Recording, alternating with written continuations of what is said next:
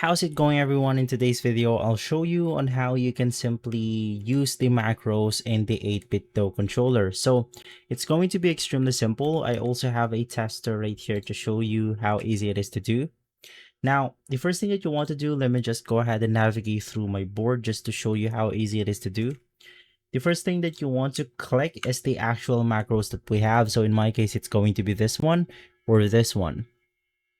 Now, after pressing the macros, you want to make sure that you hold clicking on it. So from there, you want to press the buttons that you want to pair with that specific macro. So let's go ahead and say that it's going to be these two buttons right here.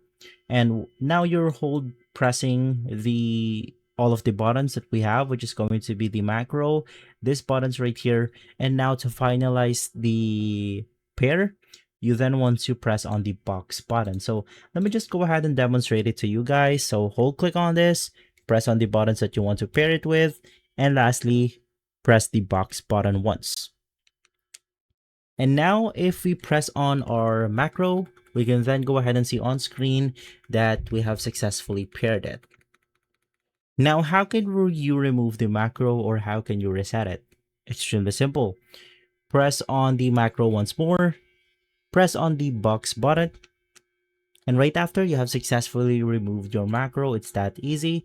Press the macro that you have, press on this once, and you should be good to go. If this video has been helpful, leave a like, subscribe, and follow us for more videos like this. Thanks for watching.